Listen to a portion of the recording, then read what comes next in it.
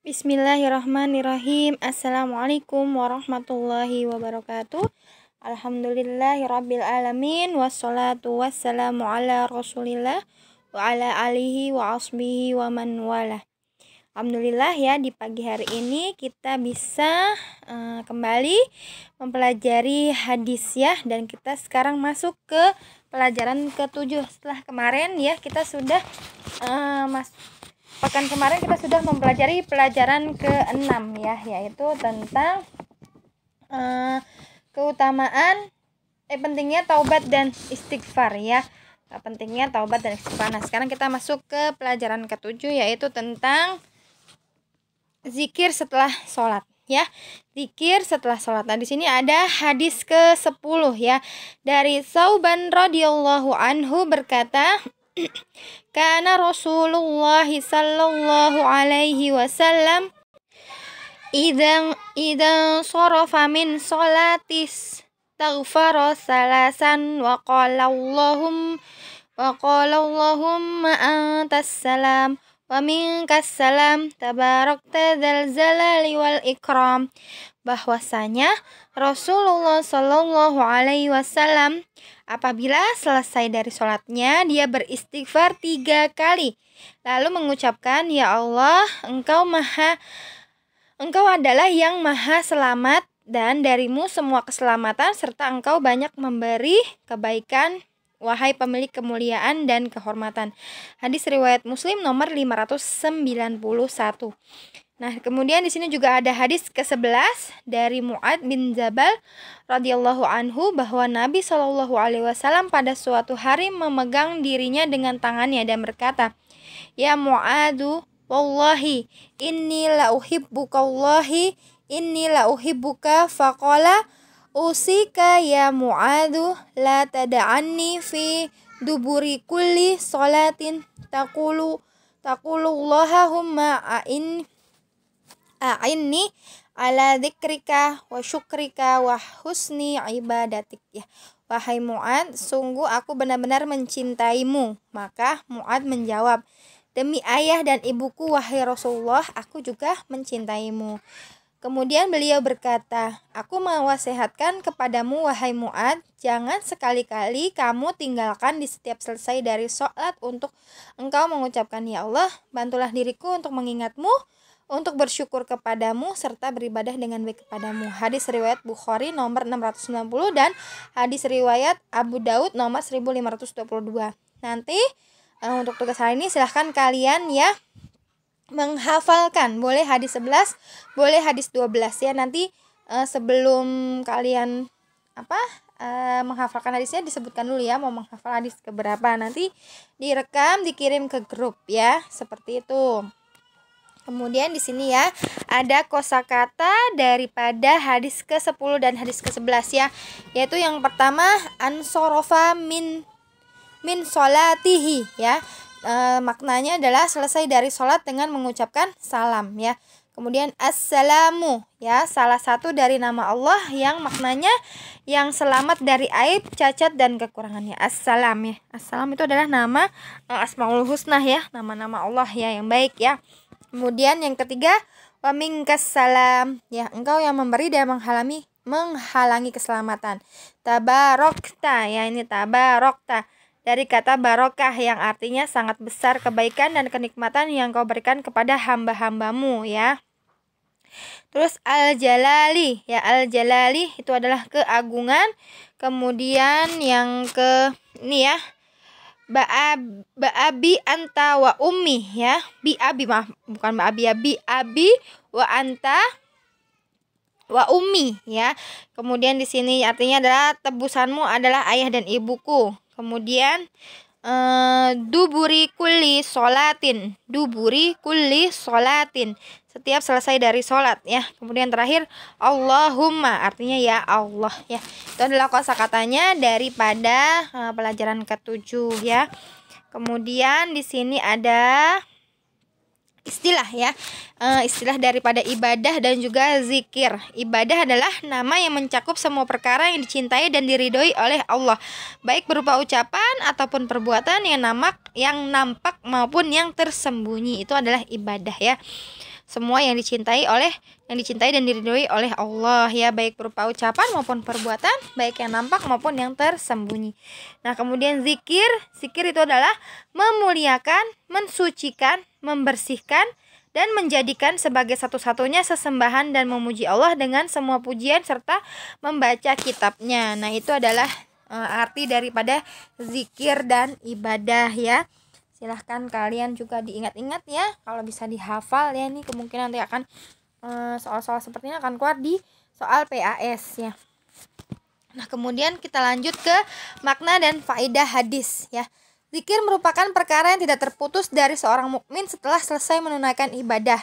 Bahkan hati dan lisannya terus berzikir kepada Allah. Salat merupakan ibadah yang paling utama.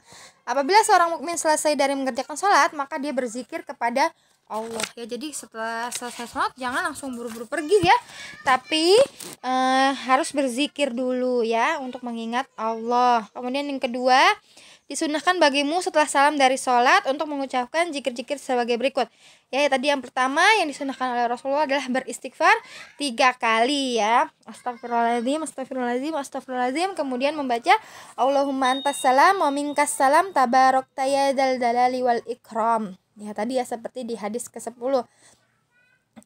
Artinya di situ ya tadi sudah ada ya. Kemudian yang ketiga, la ilaha illallah wahdahu la syarikalah lahul mulku wa lahul hamdu wa huwa ala kulli syai'in qadir. Allahumma la mani alima a'taita ya, wala mu'tiya lima mana'ta wala yang fa'udzal jadda minkal jadda. Ya, itu sering kalian baca ya. Ini adalah zikir ketika salah satunya. Kemudian setelah itu membaca tasbih 33 kali, yaitu tasbih apa? Subhanallah ya. Kemudian tahmid, alhamdulillah, dan takbir Allahu Akbar. Semuanya sebanyak 33 kali. Kemudian membaca ayat kursi ya. Dan diteruskan dengan surat 3 kul ya. Qul huwallahu ahad, qul a'udzu birabbil falaq, dan qul a'udzu birabbin nas ya. Biasanya itu zikir-zikir yang disunahkan ketika selesai daripada sholat ya. Insyaallah semuanya sudah semoga sudah mengamalkan ya. Kemudian di sini juga ada yang ketiga, beristighfar secara langsung setelah selesai dari sholat sebagai peringatan agar seseorang tidak tertipu dengan amalan yang telah dikerjakannya ya. Jangan kita merasa sombong mentang-mentang sudah mengerjakan sholat kita langsung pergi begitu saja ya, tidak melakukan zikir, tidak beristighfar dulu ya, itu tidak tidak beradab ya. Kemudian dan sesungguhnya dia butuh kepada ampunan Allah untuk menyempurnakan kekurangan dan kesalahannya dalam mengerjakan ibadah. Nah, dalam ibadah ya, siapa tahu tadi kita tidak khusyuk ya, memikirkan selain daripada zikir yang kita baca ya. Makanya setelah sholat kita dianjurkan untuk beristighfar ya. Kemudian yang keempat, zikir-zikir setelah sholat mengandung nama-nama Allah yang husna seperti tadi ya, tasbih, subhanallah, terus tahmid, alhamdulillah, dan takbir Allahu Akbar ya, yang padanya terdapat pengagungan dan sanjungan untuk Allah dengan asmaul husna ya. Tadi juga ya Allahumma antas salam wa minkas salam tabarakta ya dzal jalali wal ikram, itu juga ya terkandung asmaul husna. Dan ini merupakan zikir yang paling utama. La ilaha illallah juga ya. Kemudian yang kelima, ibadah yang baik adalah ibadah yang dikerjakan dengan ikhlas untuk Allah dengan menyempurnakan syarat rukun, wajib, dan sunah-sunahnya. Nah, di antara contoh ibadah yang baik yaitu tadi ya, mengerjakan sholat, kemudian senantiasa berzikir setelah sholat ya. Kemudian jika bersedekah, tidak mengungkit dan menyakiti hati dalam bersedekah. Begitu juga yang tidak baik tadi ya, kalau bersedekah dia mengungkit-ungkit dan menyakiti hati orang yang diberi sedekah ya. Jadi setelah sedekah dia mengatakan, tadi kan kamu udah aku beri sedekah ya, seperti itu tidak boleh ya. Kemudian juga setelah selesai sholat dia langsung pergi ya tanpa berzikir dulu, itu juga termasuk contoh ibadah yang tidak baik ya, seperti itu. Kemudian pamer juga ya, itu ya, misalnya kalian habis berzakat atau habis bersedekah, kemudian terus kalian pamer ya, mencerita-ceritakan ke orang-orang. Nah, itu juga termasuk perbuatan yang kurang terpuji ya, seperti itu.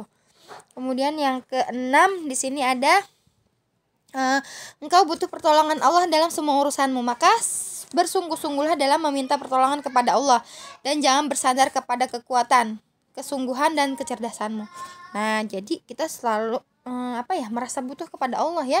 Jadi kita sukses, kita pintar itu bukan semata-mata karena kekuatan atau kecerdasan kita ya, itu semata-mata hanya karena pertolongan dari Allah ya. Kemudian karena semua perkara itu tadi ada di tangan Allah ya.